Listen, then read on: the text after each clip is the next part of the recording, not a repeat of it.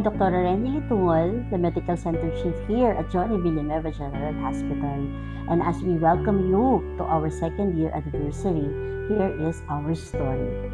As you all know, Johnny Villanueva General Hospital is a Level 2 General Hospital here in the province of Bulacan, and we are the only DOH facility here in the province.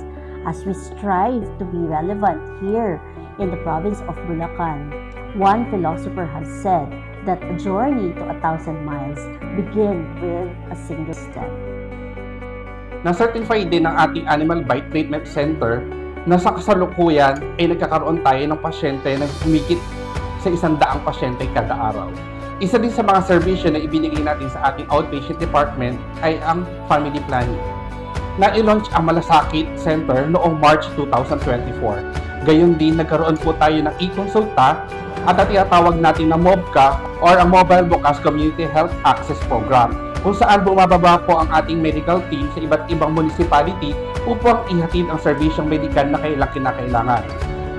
Nalisensyahan din ang ating ambulatory surgical clinic.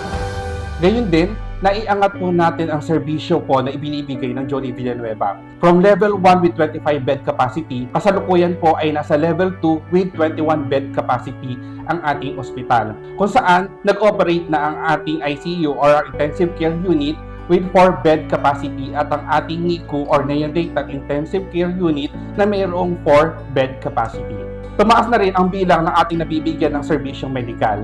Sa ating emergency room, mayroon na tayong average na 60 patients per day na nabibigyan ng emergency services. Ang ating OPD department ay nakakapagbigay na ng serbisyo sa humigit kumilang 200 hanggang 300 katao kada araw. Sa ating mga inpatients naman po, mula sa 33% na datos na bed occupancy rate noong taong 2023, sa kasalukuyan ay nag-average na po tayo na nasa around 200 to 250 bed occupancy rate. Nakakapaghatid na rin po tayo ng iba't ibang serbisyong operasyon, and as of October 2024, nakapagtala na tayo ng 384 na bilang ng operasyon na isinagawa dito sa ating ospital. Kabilang dito ang appendectomy, cholecystectomy, mastectomy, at iba pang uri ng operasyon.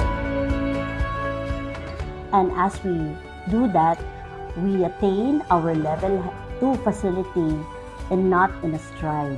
We took it as a challenge to give quality service to all, give accessible and affordable healthcare here in the province of Bulacan. As we remain relevant in the provincial health system, we open our doors, our services to all local government units, to all district hospitals and nearby health facility to give quality health service. To date, we have received numerous patients, served them with quality health care, and received numerous and countless referrals among different facilities, private and public, and greatly made impact among our local government partners in giving specialized healthcare in the community.